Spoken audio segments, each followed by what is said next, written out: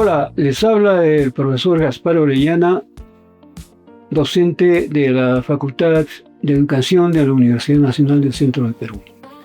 En esta oportunidad vamos a tener una conversación sobre el tema de la construcción de instrumentos de investigación.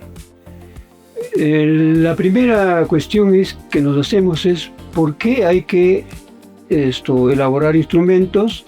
¿Qué requisitos debemos cumplir y qué normas debemos respetar en la elaboración de instrumentos? La ciencia estudia hechos reales, físicos, factibles y también hechos subjetivos. Y para lograr el conocimiento de esos hechos requiere recoger datos. La ciencia no trabaja con los hechos, trabaja con los datos. Entonces la realidad está ahí, fáctica, empírica, sea material de existencia o subjetiva, existe. Entonces, ¿qué tiene que hacer el profesor investigador? Convertir esos hechos en datos. ¿Y cómo se convierten los hechos en datos? Cuando tú tienes una herramienta para recoger los datos, el hecho de la realidad, y esa herramienta te va a permitir convertir ese hecho en dato. Si tú no conviertes adecuadamente el hecho en dato, no es ciencia, por favor. Ahí sí vamos a discrepar con muchos de los colegas. Eso ya no es ciencia. En todo caso es conocimiento empírico espontáneo, conocimiento vulgar. Tiene que haber esa transformación, porque la ciencia trabaja con el dato, ya no con el hecho. En ese sentido, es de vital importancia la construcción de instrumentos para recoger datos de la realidad. Es vital. Si yo me equivoco en la recolección de datos de la realidad, esos datos no van a reflejar la realidad, el hecho, y por lo tanto, por más que haga cosas, fantasías y teorías, se va a quedar ahí, ¿no? Inconclusa, ¿no? Entonces, ¿cuál es la garantía para poder yo tener la certeza de que mis datos corresponden a los hechos? Yo tengo que pasar por dos criterios los instrumentos de recolección de datos. El primero es la validez y el segundo es la confiabilidad. No es un capricho, no es la idea de alguien, es la necesidad de hacerlo para llegar a conocimientos objetivos, para poder descubrir regularidades y caracterizaciones de los hechos de la realidad. Entonces, eso es una obligación. Ahora, cuando yo digo validez, me refiero a que los datos que yo tengo, que recojo, corresponden a la realidad y a lo que yo digo que estoy midiendo. Y la confiabilidad está referida a que los datos que yo acumulo son datos que me van a permitir representar de manera cuantitativa o cualitativa los hechos de la realidad. Entonces, yo le doy confianza a esos datos. Esos datos son estables, esos datos son de fiar. Y la validez, yo estoy representando y recogiendo datos realmente de un hecho que yo estoy investigando, sea la actitud, sea el rendimiento del aprendizaje, sea también valores, actitudes, lo que sea. Tiene que estar sometido a estas exigencias. Hay varias formas de validez, ya se ha establecido. Quiero aclarar acá que estas formas, tipos, reglas, no es de alguien que se le ocurrió, es la comunidad científica la que ha elaborado estas normas, estas reglas, estos procedimientos. Entonces no es capricho de nadie, sino al cumplir yo con este proceso, estoy dando fe que esos datos realmente representan realidad y yo puedo llegar a generalizaciones, abstracciones, a caracterizaciones de los hechos que yo quiero estudiar. Hay validez de contenido por juicio de expertos. Esta validez es muy usada y mal usada en nuestro entorno, porque no se está cumpliendo las normas para darle validez de contenido a un instrumento que después vamos a conversar. La otra forma es la validez de constructo. La validez de constructo es la validez que se le da al instrumento en función a la estructura lógica ¿no? A la concordancia y correspondencia entre el ítem y las dimensiones y la variable. Y eso requiere también de un procedimiento mucho más especializado, ¿no?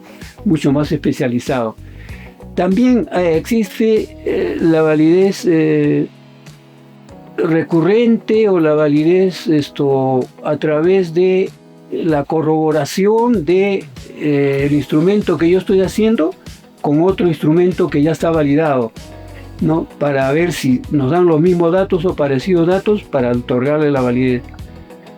Hay otra validez, la validez empírica, que se ha introducido a finales del siglo pasado.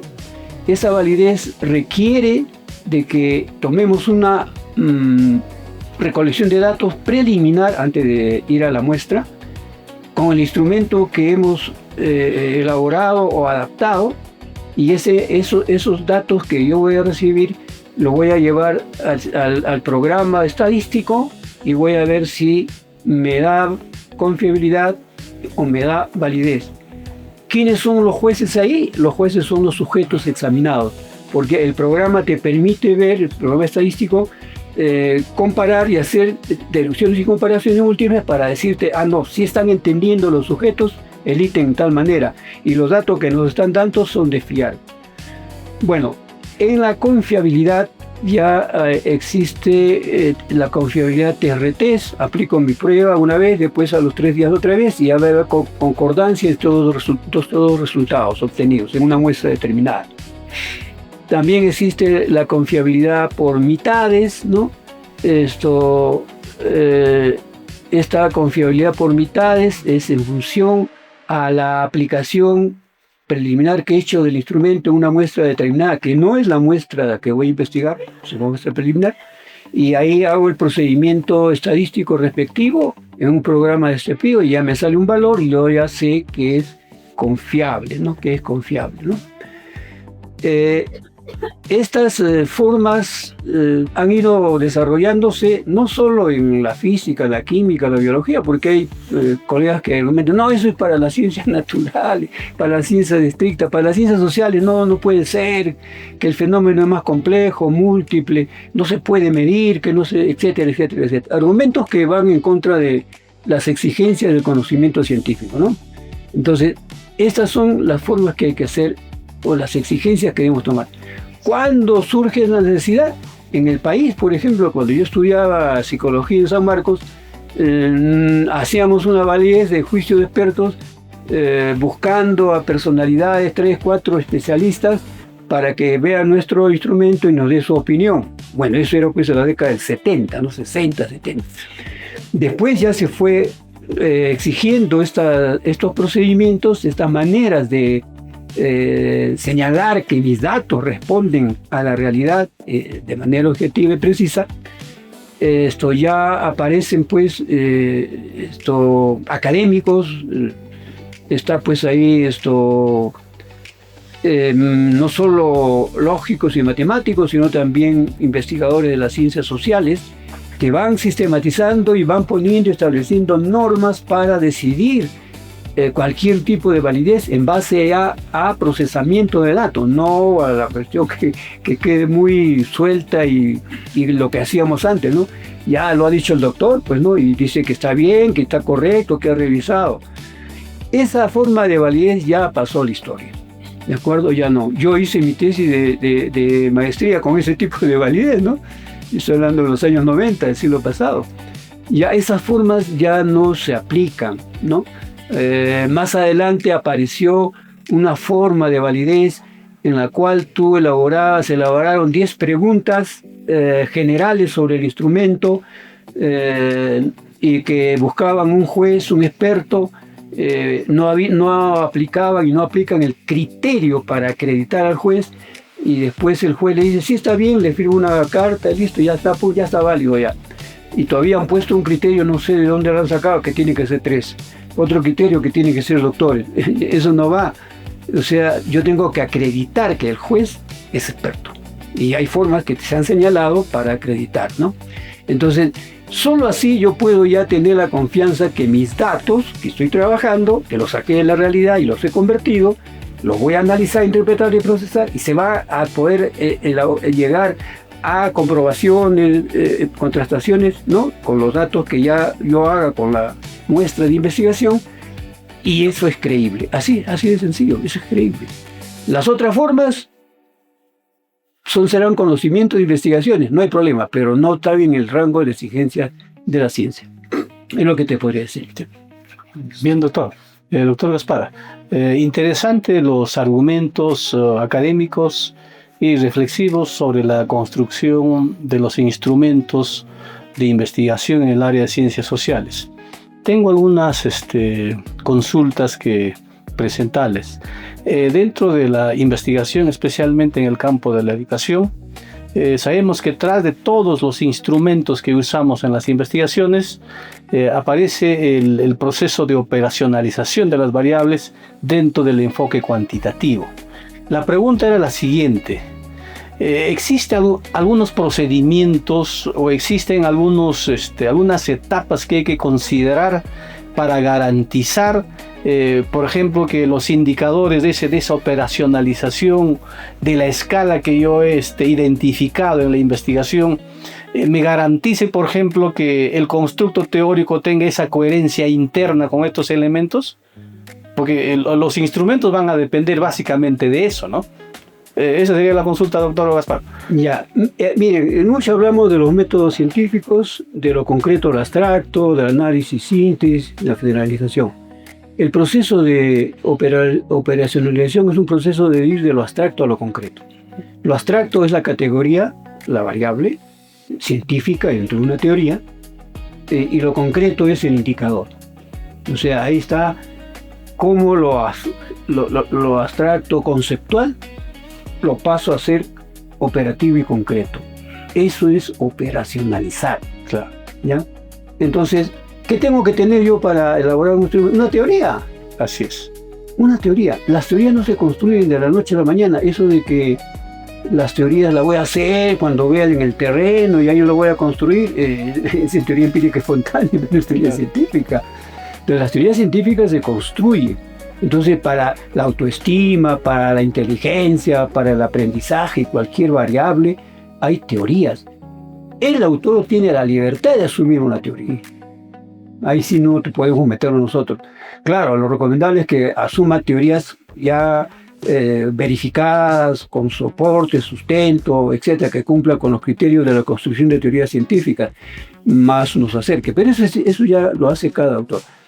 Toda teoría sobre una variable considera las partes de la variable siempre, porque si no hay variables, entonces ya si no hay partes o componentes, ya no es una variable. Entonces, esa variable se divide en secciones, divisiones, subtexto, como quieran llamarle, pero son partes de las variables. Ese hecho de pasar de la teoría y de la variable a las dimensiones es una etapa de la concreción, ¿de acuerdo?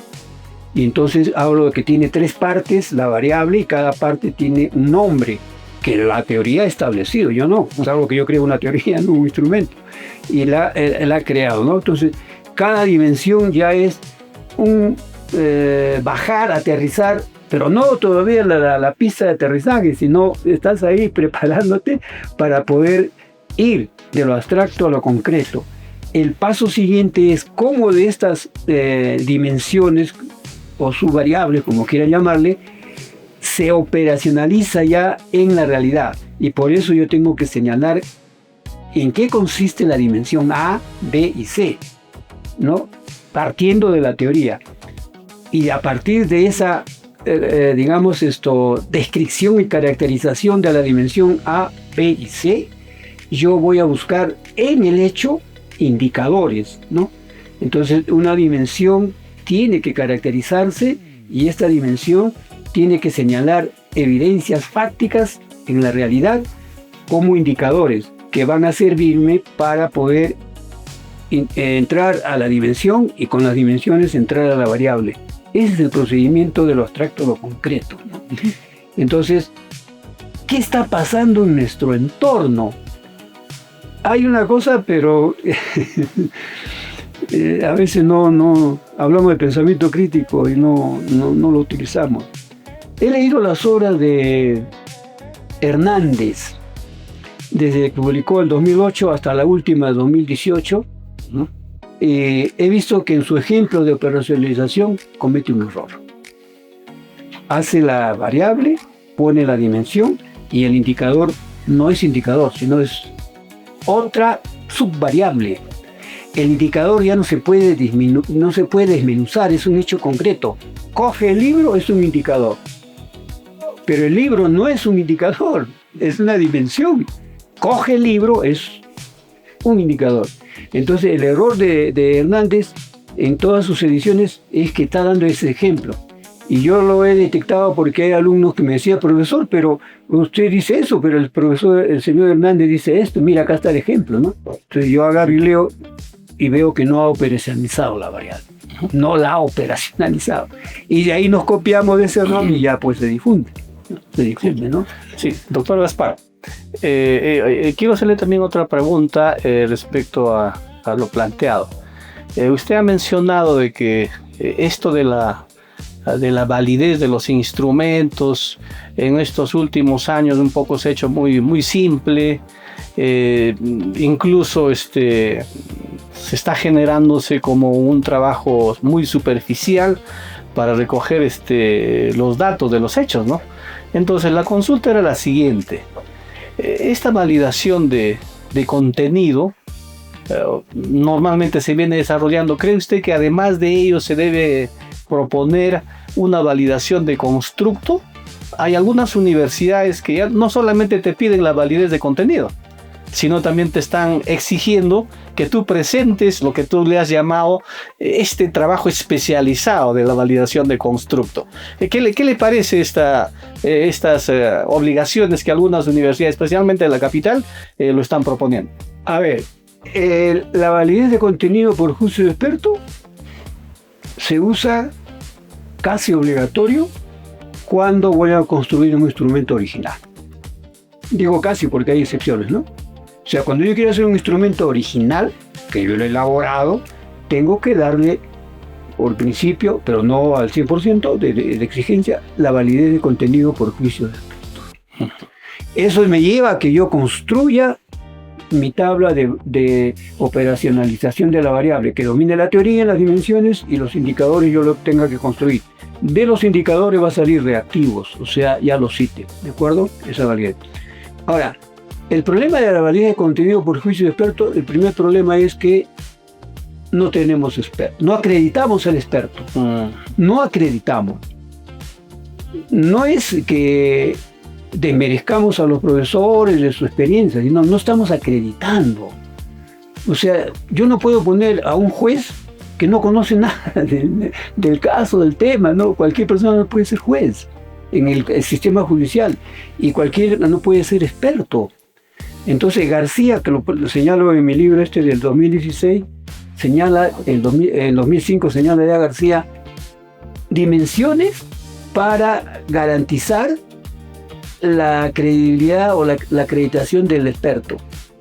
Y creo que pone 4 o 5 dimensiones, ¿no? Una dimensión de la formación profesional, una dimensión de la actividad investigativa que ha hecho él, una dimensión que tiene que ver con la producción académica, la difusión, o sea, varias dimensiones, y de cada dimensión sale indicadores. Entonces yo tengo 20 indicadores. Un indicador es el grado, sí está bien, pero es un indicador de los 20. Otro indicador es que enseña investigación, es un indicador, pero de los 20 son 2.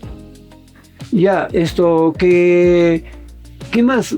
Que sea doctor, que enseñe investigación, que sea profesor universitario. Esos son los criterios que está tomando la gente en la investigación de las tesis.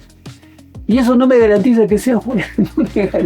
Tengo que poner ahí su producción académica, ¿no? ¿Qué ha publicado? ¿No? ¿Qué artículos? ¿Qué libro? ¿En qué investigaciones ha tenido participación en la construcción de instrumentos, ¿no? ¿Qué libros ha publicado? ¿Qué ponencias ha hecho? Entonces, de esos 20 indicadores, yo le evalúo a este señor potencial juez, tiene 16 puntos. Estoy acreditando que es juez. El otro tiene 8. No, pues será doctor, lo que sea, pero no acredita. Eso es lo que no hacemos. Eso es lo que no hacemos. Sí, sí, doctor Gaspar. Lo que sucede es de que a veces en nuestra universidad lo que se está exigiendo es de que incluso el experto sea docente en otra facultad. Un poco limitando a los que son los validadores externos de fuera, ¿no? Creo que usted lo ha mencionado en es uno de sus indicadores, podría ser, pero no es el todo. Además de la validez, doctor Gaspar, todo instrumento debe tener su confiabilidad. ¿Podría indicarme usted cuáles son las evidencias, los procedimientos que garantizan una verdadera confiabilidad de los instrumentos?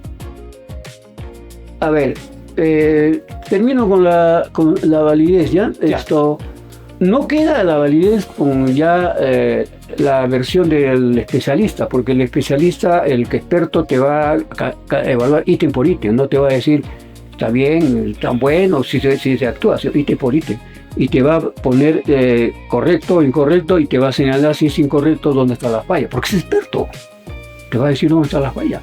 O sea, el ítem no está bien formulado porque se refiere acá, el ítem no corresponde al indicador ni a la dimensión, etcétera. Él es experto, sabe, y eso no hacemos. Entonces, ahí no queda.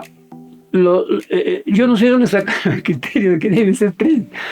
No sé quién lo ha dicho o de dónde salió, pero no es correcto, pues. Lo que se pide para que esa evaluación de expertos del instrumento ya se confirme, se requiere un procesamiento, un análisis de la información que ha dado el experto, de los expertos. Sí, doctor Gaspar, ahí nomás. También le había preguntado en esa parte esto de la validez de constructo. Uh-huh. Sí. ¿Es necesario? ¿Es importante? Sí, ahorita voy. Sí. Está bien. Entonces ahí el experto, pues es la garantía, ¿no?, de que ese instrumento, pero no solo porque dijo que ya está bien, sino que yo voy a hacer una tabla de 9 o 10 u 11 jueces. No necesito más. Bueno, no tengo 10, tengo 8. Ya, pues, pero ¿quién dice que 3? Y esos datos que sale la calificación ya en la tabla sumatoria, yo tengo que aplicarle por lo menos el índice. Un índice, nada más, lo más sencillo, ¿no? Y se ha establecido que el índice de aprobación debe ser 0,70 a más. Es un criterio, ¿de acuerdo? O también puedo usar la prueba de Aiken, ¿no?, para este caso. O sea, no queda en la cuestión de la experticia del experto, del juez, sino eso se corrobora también numéricamente, ¿no? Entonces, ese es un instrumento que da garantía. Uh-huh. Ahora, en el caso de la validez de constructo, generalmente se usa para la construcción de instrumentos para recoger datos masivos. Por ejemplo, quiero hacer una prueba de matemática para el quinto de secundaria de Huancayo. ¿Está bien? O sea, una sola prueba, donde yo le tome a una hora determinada todos la prueba y ya yo voy a saber qué pasa. En ese caso, la elaboración de instrumento tiene que tener ese respaldo de la validez de constructo. Es mejor, porque vamos a tener datos cuantitativos, puntajes, ¿no? Uh-huh. Entonces esta validez de constructo se exige para poder generar una prueba de aplicación masiva. Pero para una tesis, para un tema específico, no le veo obligación, en primer lugar. Pero sí una alternativa que puede hacerse, por ejemplo, que se ha hecho muchas veces y se sigue haciendo. Hay un instrumento que se elaboró en el 2010, pero ya estamos 26 y ya pierde vigencia, normal, ¿no? Nada dura todo eternamente. Ya, pero a ver, han aparecido nuevos descubrimientos, nuevas categorías, nuevos resultados. Entonces, ¿qué tengo que hacer yo? A probar si ese instrumento es vigente. Y puedo probarlo a través del análisis factorial, o sea, ¿no?, la validez de constructo. Si estos instrumentos, pero para eso tengo que aplicar a una muestra, ¿no? Los datos que me dan están concordando y están manteniéndose el ítem dentro de las dimensiones. Y ahí hay un proceso de exploratorio, confirmatorio y más complicaciones, bueno, que ya yo pienso que es para el especialista, ¿no? Ya el que quiere especializarse, salvo una tesis de ese tipo. Pero en el caso de las tesis yo veo que, sobre todo cuando son instrumentos que ya se han aplicado y que tienen 10, 12 años de vigencia y que la aplicaron en Colombia y quiero aplicarlo en el Perú, basta la validez empírica en una muestra piloto, es lo que yo recomiendo. Uh-huh. ¿Por qué? Porque el que hizo el instrumento ya hizo la matriz de operacionalización. Y un no experto le va a decir que está mal o está bien. Es algo ya muy grotesco, ¿no? Me río, ¿no? Yo no sé, el que lo hizo sí tuvo que haber hecho esto, ¿no? Y ya está establecido ya la estructura lógica, conceptual del instrumento. Como lo abstracto se hizo concreto. En una época sí, hace 15 años sí, en otro contexto cultural sí. ¿Eso lo puedo aplicar mecánicamente acá a mi realidad? Ahí sí, no es así, por el tiempo y por el contexto. Entonces ahí le puedo dar validez de contenido, validez esta empírica y test. Aplico una muestra preliminar, 50, 100 sujetos del instrumento, el programa lo mando al programa de análisis y me va a salir resultados, correlaciones, ¿no?, de ítem test, y de acuerdo a esas correlaciones yo voy a decir está válido cada ítem, no todo, ítem por ítem, mejor me va a señalar, listo. Y generalmente sale 1, 2 o 3 ítems, a veces ninguno, no válido. Claro. ¿Por qué? Porque han perdido vigencia esos ítems para nuestro contexto. Sí, y respecto a la consulta, doctor, que le hacía sobre esto de las evidencias que me garanticen todo el proceso de confiabilidad del instrumento. A ver, más o menos ¿a qué te me refiero? Por ejemplo, también es un trabajo especializado ya de esto de la confiabilidad. O sea, ¿cuál es el procedimiento a mí que me va a ayudar a evidenciar de que realmente el instrumento tiene confiabilidad? La forma más contundente es test-retest. O sea, tú tienes la prueba ya elaborada, ya conseguiste la validez, y esta prueba la aplicas una vez y otra vez a una misma muestra en un tiempo de horas o días, ¿de acuerdo? O sea, no necesariamente en una muestra piloto, sino a la muestra en sí de la investigación. No, es que el problema es que nos corremos el riesgo si hacemos con la muestra de investigación. ¿Qué pasa si no nos sale confiable? Ese es el riesgo. Preferible hacer una muestra piloto, ¿no? Ya eso depende de la variable y las particularidades, pero preferible es eso. Entonces, esto de test-retest es la más sencilla. A 50 sujetos le aplicas la prueba, en las mismas condiciones, 2 o 3 días después le vuelves a aplicar la prueba y correlacionas el antes y después. Listo. Si las notas no han variado y se mantiene la correlación y es alta, quiere decir que es confiable. Esa es la deducción, es confiable. Doctor Gaspara, también dentro de los estudiantes de pre y posgrado en nuestra facultad, se está observando que muchos de los estudiantes nos están presentando ya instrumentos validados, tienen su confiabilidad, que se han trabajado en otras tesis anteriores, entonces lo están cogiendo. Entonces ellos están haciendo un proceso de adaptación de esos instrumentos.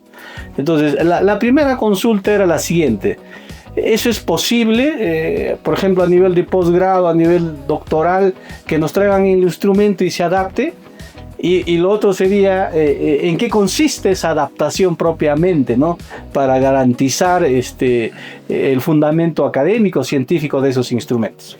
A ver, yo elaboré el 19, el 20, una escala de actitudes hacia la corrupción, ¿no? Uh-huh. Varios años trabajé ahí.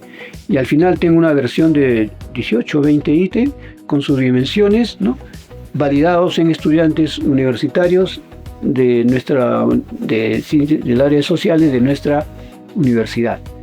Ya estamos hablando del 20, ¿no? Generalmente los instrumentos tienen en tiempo una vigencia de 5 años, 6 años, ¿de acuerdo? Uno. Después de ello ya requiere volver a aplicar otra validación a ver si son vigentes. Pero si yo estoy aplicando este instrumento de actitudes hacia la corrupción a muestras equivalentes, o sea, ya no de ciencias sociales, sino de educación, por ejemplo, y esa validación ha sido el 21, no necesito validar. No necesito validar. Porque la muestra es equivalente en la misma aspecto de cultura y ya han pasado 4 o 5 años. Entonces, ¿qué tengo que poner en mi reporte cuando dice instrumento? ¿No? Se tomó la escala tal, de tal autor, que fue validado el año tal a través de tipo de validación y obtuvo un resultado de validez. Punto, se acabó, no tengo que pedirle más. Pero si yo quiero aplicar ese instrumento, ya a lo de ingeniería, ya la cosa cambia. O quiero usar ese instrumento que se hizo hace 8 años, necesito una validez. O sea, actualizarlo, ¿no?